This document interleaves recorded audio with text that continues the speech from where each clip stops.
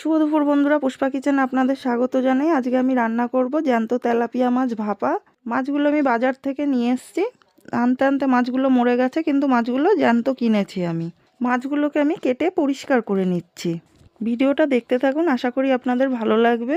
মাছগুলো আমি একে একে এইভাবেই সব পরিষ্কার করে কেটে ধুয়ে নিয়েছি। এবার আমি মশলা বেটে নেব। মশলায় নিয়েছি জিরে, অল্প সর্ষে আর কটা শুকনো লঙ্কা। মশলাটাকে এবার আমি বেটে নিচ্ছি। মশলাটাকে আমি মিহি করে বেটে নেব। যে কোনো তরকারির মশলা যত মিহি হবে তরকারিতে তত বেশি টেস্ট হবে। আমার তেলাপিয়া মাছ ভাপার মশলাটা মিহি করে বেটে নেওয়া হয়ে গেছে। এবার আমি মশলাটাকে উঠিয়ে নিচ্ছি মাছের ভেতরেই। দিয়ে দিচ্ছি আমি লবণ পরিমাণ মতো, দিচ্ছি হলুদ, আর দেব কিছুটা সর্ষের তেল। পরিমাণ মতো সর্ষের তেল দিয়ে দিয়েছি। এবার আমি হাত দিয়ে মাছটাকে ভালো করে মশলার সাথে মেখে নেব। এই রান্নাটায় তেমন কোনো ঝামেলা নেই, কিন্তু খেতে দুর্দান্ত টেস্ট হয়। আমি মাছটাকে ভালো করে মাখিয়ে নিয়েছি। এবার আমি টিফিন বাটির মধ্যে মাছগুলোকে একে একে সাজিয়ে দিচ্ছি। মাছগুলোকে ভালো করে টিফিন বাটিতে সাজিয়ে দিয়ে মাছের যে মশলাটা ছিল সেটা আমি টিফিন বাটির মধ্যে কাচিয়ে ভালো করে দিয়ে দিচ্ছি। আমার সাজিয়ে দেওয়া হয়ে গেছে। এর মধ্যে আর এক্সট্রা আর কোনো ঝামেলা নেই।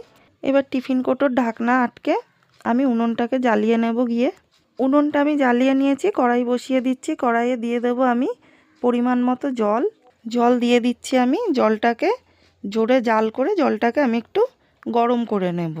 জলটা গরম হয়ে গেছে। এবার আমি টিফিন কারিটাকে বসিয়ে ঢাকা চাপা দিয়ে আস্তে আস্তে জাল দিয়ে 10 মিনিট মতো রেখে দেব।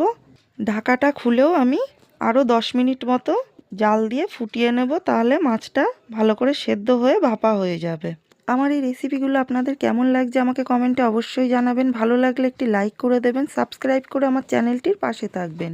এই রকম নিত্য নতুন রেসিপি আমার চ্যানেলে রোজ আসবে। সময় নিয়ে আমি ভালো করে জাল করে নিয়েছি। দেখুন কড়াইয়ের জলটাও টেনে গেছে। এবার আমি টিফিন কৌটোটা কড়াইয়ের থেকে তুলে নেব।